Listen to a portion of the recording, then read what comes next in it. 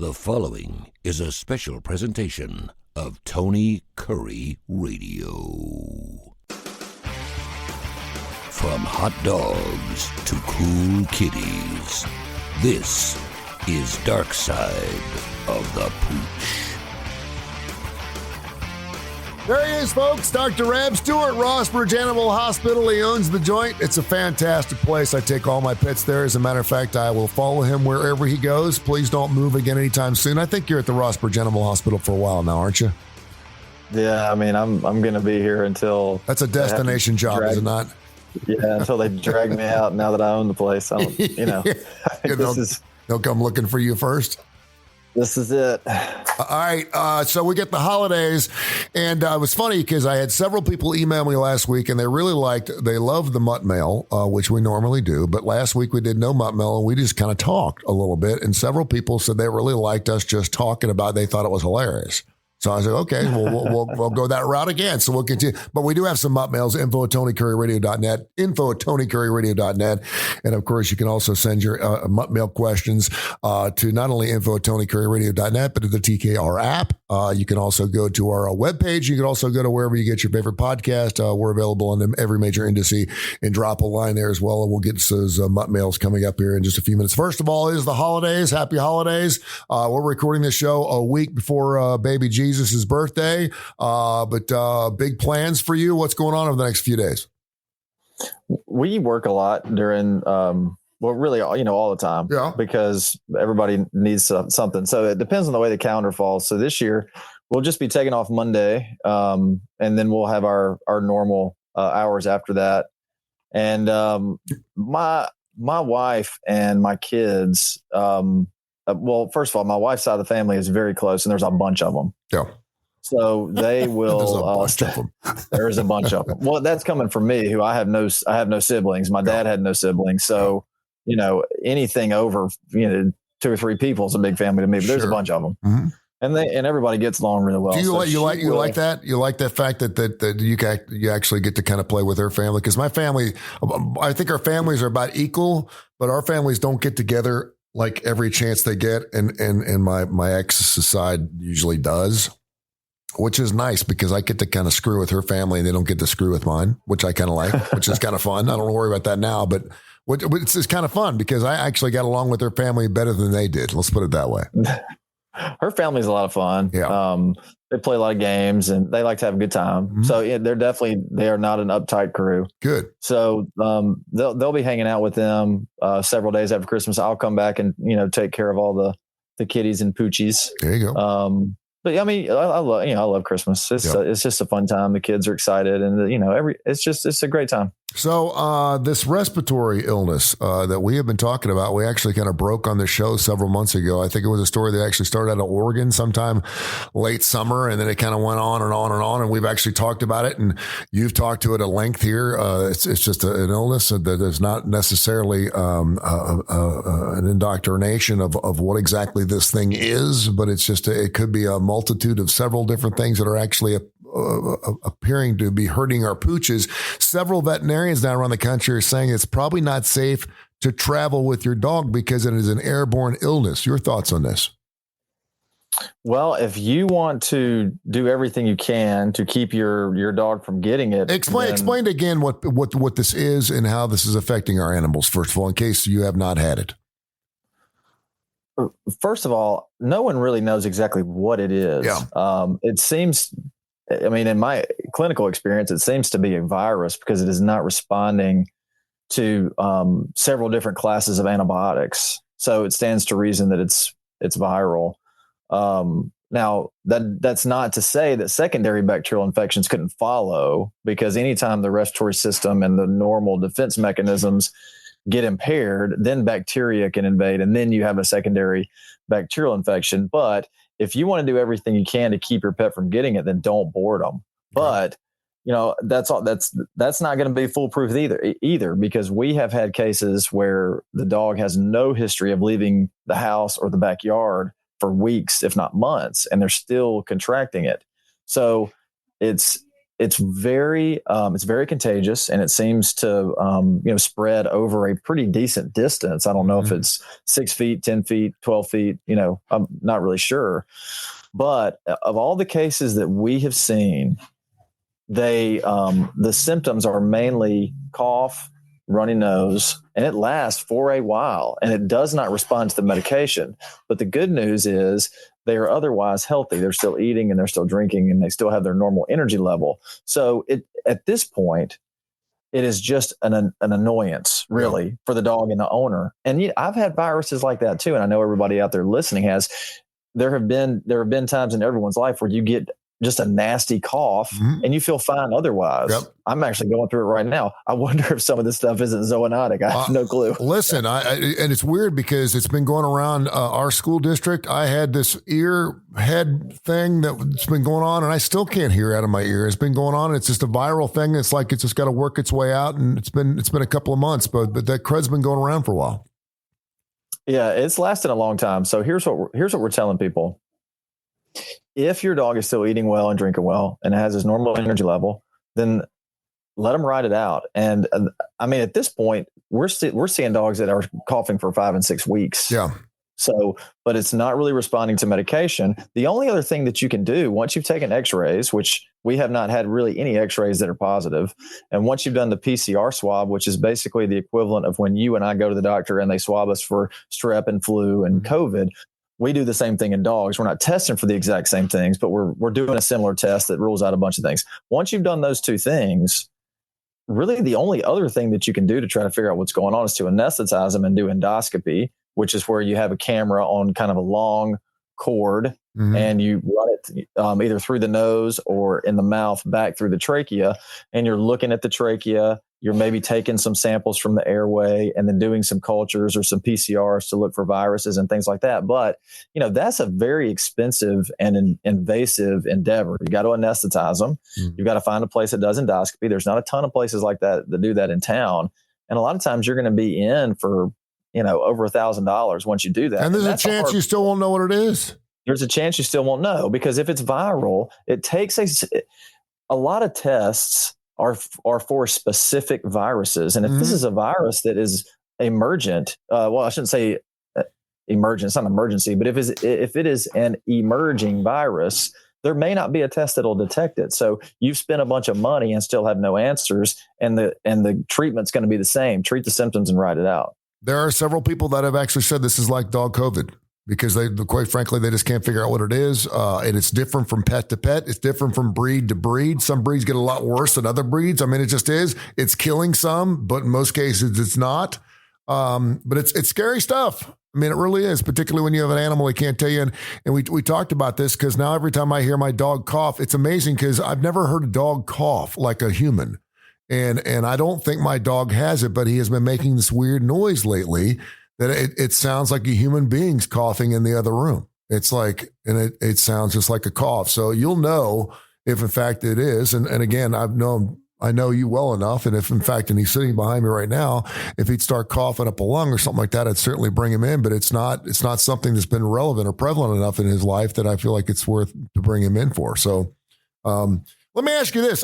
This brings up something interesting. It's probably something you don't want to talk about, but we always talk about, bark in the park or one of these things. When you take puppies, you don't want to take puppies into these bark in the parks because they're around other animals, particularly if they have not been vaccinated for the parvo or from some other vaccinations. Basically because they're just too young. Have you ever had a situation where you just said something I think is really interesting? Then don't board your pet if you're afraid that perhaps your pet would get something from another animal. Is that something that you have to let your customers know about? Is that something hey, listen, you just letting you know that there's this respiratory thing out there we don't know about. So because you don't want to get stuck with it. That's right. And we are telling at this point, people that are scheduling grooming or boarding or drop offs of any kind, we're telling them, hey, so here's what's going on. Okay. We've seen it, like I mentioned, we've seen it in dogs that have not gone anywhere. We've seen it in dogs that have boarded. We've seen it in dogs that have been to the groomers. We've seen it in dogs that have been to dog parks. So it's it's a virus, just like if you go out, the more you go out, the more you're likely to get it. Same with dogs. If your dog gets groomed and boards and goes to dog parks, their risk of getting it goes up. It's pretty crazy. It's something to think about. While you were doing that, I was pulling up some numbers here because I just think it's really interesting to compare humans and our pets. But the Association for Pet Obesity Prevention came out late last week and said this percentage of cats is overweight and this percentage of dogs is overweight in the United States. Do you want to take a stab at this? I think cats are going to be over 50. I think they're going to be 60%. I think dogs are going to be right at 50. You are on fire. 60% of cats are overweight. 30% is morbidly overweight, and that is anything over 15% of their body weight. And 59% of dogs are overweight, but slightly more morbidly obese. In other words, fat dogs are usually a lot fatter than fat cats because when they're fat, they're really fat. Yeah, that's right. Which I think is really interesting. And over 70 million U.S. adults are obese. 99 million are overweight. It's 45 million women to 54 million men, which basically adjusts to 39.6% of American adults were obese. Now, obese is anywhere between 30% of your body weight or more over, which means that basically 40% of us are like, we need to lose more than 10 or 15 pounds. Like what? And I say this, you go to a doctor's office, if God forbid you have to go in a doc in the box, maybe and I did it a couple of weeks ago. It was the day after Thanksgiving. My doctor was closed and I had this ear infection. I had to go in and there were like 16 people in there. Doc, 15 of the 16 people, I'm not talking, you were like 150 pounds overweight. I'm not talking like a little bit. I'm just talking a lot. So, do your math and look around the room and go, okay, what do I have in common with these people? I was like, I was the skinniest dude. Thank goodness I was in there for an ear infection. It wasn't something else, but it's amazing. So when it comes, and I thought this was interesting, we could bring this up today. We always talk about obesity being an issue in humans. And now you got Ozempic. You've got several different diabetic medications that we're finding that actually can lose weight for people. You're not supposed to take it to lose weight. It's for diabetes, but it does help you lose some weight. And so now people are hopping on board these Hollywoods. People are hopping on board this stuff. They're not diabetic, but they're taking it to lose weight. And it seems to be working. And chances are, if you see a fat family, you'll see a fat dog. Is that true? Well, I mean, I'll tell you that I think that no one is immune from having a fat animal. I think that if you have a personality that is going to love something to death, the way that you love an animal to death is by feeding it. Yes. They just, and I really think that it's probably just a lack of education in some ways. You feed your pet a bunch of garbage and they get fat. Well, who cares? They're animals. It doesn't matter. Well, it does. Overweight cats are way more predisposed to having diabetes, which is just a giant pain in the butt once they get it. I mean, treating a cat with diabetes, you're giving it injections twice a day. There are some newer medications out where you can give an oral medication once a day. Is this something that happens a lot? Cats with diabetes? It's pretty common. Yeah, it's pretty common. But you mentioned the Ozempic. That's the name of one of them, right? Is it Ozempic for the people? Yeah. So there's some new stuff coming out for cats where you can give them one oral treatment a day, and it's similar to that kind of stuff. But the way that you measure if they're getting too much, it's a little bit convoluted. So if you're going to use an oral medication to treat diabetes in cats, in my opinion, it's a little more dangerous because if you overdo it, they don't have the same symptoms that they would as if you were just giving them insulin. So treating cats is a pain in the butt, although they respond really well to treatment. Dogs that get diabetes, it's a little bit different. It's not so much controlled by their weight. But since we're talking about diabetes, I'll mention anyway. Controlling diabetes in dogs is a lot more difficult. It's just the way that their pancreas reacts to the medication. But also with dogs, the thing that's really going to get them if they're overweight is their joints. It's just going to make it really hard for them to move around. And then they're going to gain even more weight because they're not getting any exercise. But large breed dogs that get overweight, it's amazing how, they just get immobile. Yeah. You know what's really funny, and you're kind of taking me down an old road here. I remember our family wasn't really overweight. No one in our family. My mom was a little overweight, but everyone else was in pretty good shape. But we always had fat dogs.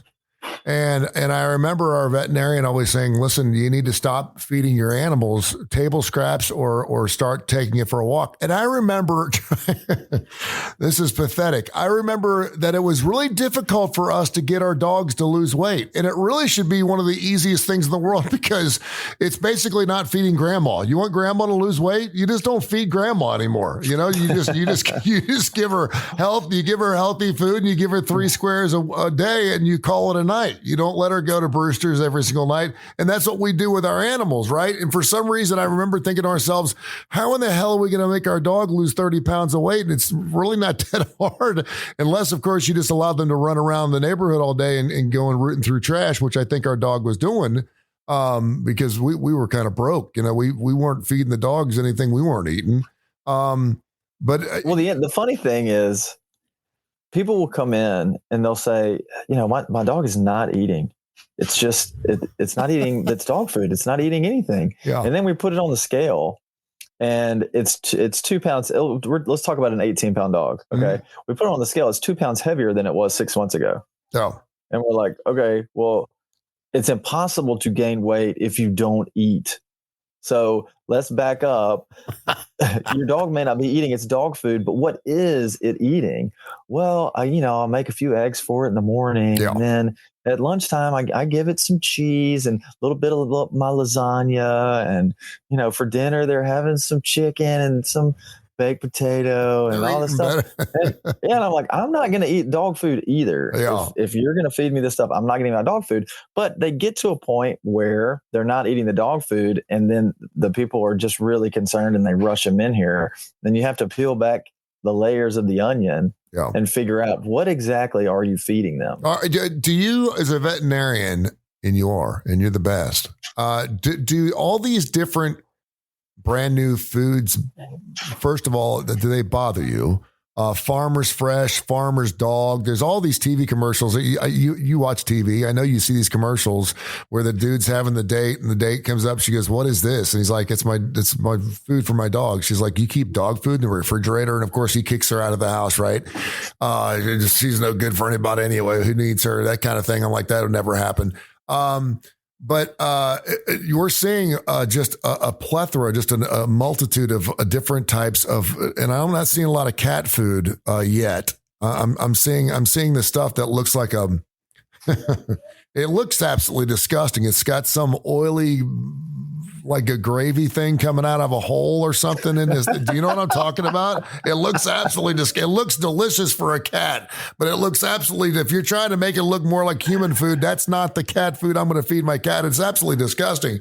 And I know it. I can almost smell it through my television. But does it bother you? Because we've had this discussion a million times. The dry dog food, the Purina stuff is just as good for your dog as the stuff. And I'm assuming it's just a money grab. It's just like, okay, send us $55 a month and we'll cater to your dog. We'll have a special chef every month that's going to put together the special stuff. It's going to have your dog's name on the bag and people are paying for it. And I can't imagine it being any more healthier than the other dog food. Does it drive you crazy? Well, I have two things to say. The gravy coming out of a hole is the most unappetizing thing. I know, right? That I may heard in a long time, but that is what it looks like. It's like a tube. It looks like it looks like a tube of just like, it's almost like a tiny bag of garbage. Yeah, that you're just cutting off and you're putting it in the dog bowl. So I guess my response would be, I'm extremely jealous of the people who have come up with this because it is, in my opinion, it's just straight marketing. Oh yeah. And you said it's a cash grab and I agree. But see, the reason is because, and don't take this the wrong way because this is my job, but I'm educated. Mm-hmm. And I know that I know that these dog food companies are reputable. And here's the thing. I'm talking about dry dog food and how much science they put into it and how they can make specific dog foods and cat foods for specific ailments, and they will help make these ailments better. I'm talking liver disease, kidney disease. I'm talking about diabetes. I'm talking about dental disease, joint disease. These dog food companies are incredible. But the marketing, so as incredible as the science is behind these prescription dog foods, the people that are behind these other foods, the marketing that they have, I mean, hey, listen, why are you feeding your dog the same thing every day? You know, that's just so sad for your pet. Why would you do that? How would you like it if you had to eat the same thing every day? They make us feel horrible. They make us feel horrible. Human, so it would be terrible, but they're dogs and they don't know. And so you're going to start feeding them food that is probably less quality, and you're going to pay more money for it. So I'm not angry. I'm not angry at these dog food companies. Just wish you thought of it. I'm jealous. You just wish you thought of it first. It really is. Yes. Marketing is amazing. It's just, I mean, and there's some marketing going on right now that is just absolutely amazing. And it's snake oil salesman, man. It is snake oil salesman. Well, I'm sure it's fine. There's this. Have you seen this? Have you seen this Poof? It's POOPH Poof. It was created as a rag for your animals. You're basically supposed to. It's Poof, and basically you take it and you wipe down your dogs, and it's supposed to get rid of the wet dog smell, and it's also for that wet, creasy stuff that gets inside their folds under their eyes. You know, that black crap that dogs get underneath their eyes. It's absolutely disgusting, and you can actually wipe that off. Well, now it comes in a spray, so you can actually spray your dog. You don't have to wipe them down. You can just spray your dog, and it's supposed to make your dog smell fresh. And it shows a picture of the guy actually spraying it in his mouth. So it's safe for humans. It's safe for, and I'm sitting there going, this is the greatest marketing idea and it seems like you could spray it on you could spray it on grandma. If she hadn't taken a shower in 3 or 4 days and she's propped up in the corner in a wheelchair, just spray her with Poof and she'd be good to go for 3 or 4 days. It's just amazing. And I'm thinking to myself, wow, this stuff is really, no one's going to check to see if it actually works. You just figure since there's a multi-million-dollar marketing campaign behind it, they've got to have done their homework, right? This is not an FDA-approved kind of thing, but you're right. The marketing is brilliant. Well, all you have to do is if you can just be on the forefront of when something comes out for people, because what you just described to me, it sounds like waterless shampoo. Yes, okay? It's Lumi.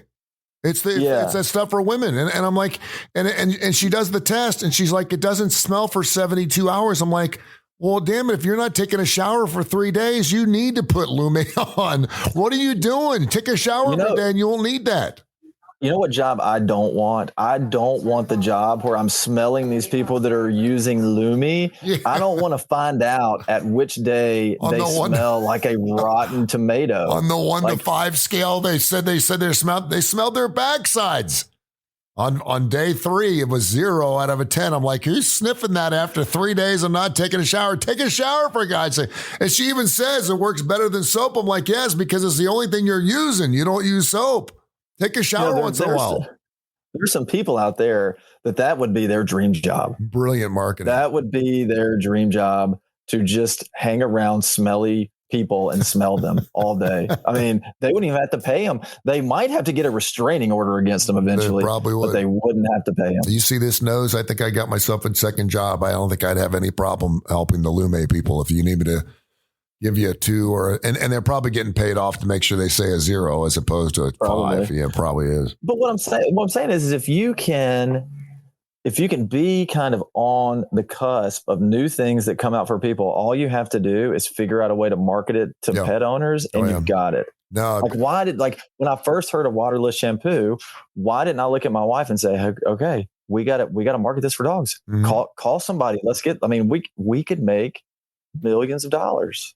No, they got some stuff now for the dishwasher too. For the dishwasher and for the clothes washer, it's actually just a sheet. It's like it's a water sheet, and it's got soap in the sheet, and it's disposable. So you're getting rid of those big plastic bottles of Tide, And you just basically, it's just in a sheet. You throw the sheet in the washing machine and it dissolves in the water as the soap, and it just dissolves into your clothes, and you don't have to worry about walking around with those big things I'm like, brilliant. Now, I don't know if bullshit. I don't know if it cleans worth a crap. I'm not sure if it actually cleans your clothes, but it's like this dude that, what's this, the turf builder stuff? The guy who's actually growing grass on his concrete. Have you seen this guy? Yeah. You actually spray it on concrete and it grows grass on your concrete. The old saying, that grass is going to last about a day and a half. If it lasts that long, but it looks brilliant. I'm like, this guy is growing grass that's hanging on his fence. How in the world? And I can't get that little bare brown spot in my front yard to grow over. Why not just spray it on the top of your head? I mean, it's brilliant. It's great. All right. Do you have any questions? Dr. Lila has just made her way into the studio. You got any questions you want to ask Dr. Ab before I wrap the show up? Yeah, I told her I was doing a show with Dr. Ab. You got any questions you want to ask real quick? You asked great questions last time. She's got nothing. All right. That's okay. I'm a producer here. I can't let this dead air go by. I got listeners. I have a question, but it's not an animal. All right. Get up on the microphone. Go. Do you ever miss trash day? Oh yeah, sometimes, and it's awful when I'm at home. Thank me because I just Gigi brought our trash up, and we didn't miss trash day. I don't take my trash out unless the trash cans are full. Oh really? Okay. Yeah, I make sure I'm all the way to the top, and I figure the trash guys appreciate that. But see, I'll tell you, everyone out there who's listening, don't let this week pass you by, especially if you have kids. This is a PSA. Yeah. Okay, listen, next week you are going to have a lot of trash. I have 3 kids. We're going to have some boxes. You need to be sure you do not have any trash in your house or in your cans after this week, because next week you are going to fill them to the brim. So get rid of all that trash this week. That's a great point. And trash comes on Monday and Thursday in our neighborhood, so they're not coming on Monday. So you probably need to think ahead. That's a great question. You better put those cans out. This week, Tony Curry. I'll have them out. I'll do it. Anything else interesting going to the Rossbridge Animal Hospital? 208-0301, 208-0301, Rossbridge Vet. Well, I gotta put something out there into the universe that I did not get the lottery for the fish tickets for the Sphere. Oh. And I was not able to get them when they went on sale, even though I did everything that Ticketmaster tells you to do. Wow. I was 7,000 in line for the Sunday night show and didn't get them. So anyone out there in the Tony Curry Radio Network universe, yes. if you have any hookups at the Sphere, send them my way. Okay. We got to get to fish at the Sphere. We'll get the word out there. I'll make some calls. Let's go. Let's do it. All right. We'll catch up with you next week. All right, man. Merry Christmas. Merry Christmas to you too, man. This has been a special presentation of Tony Curry Radio.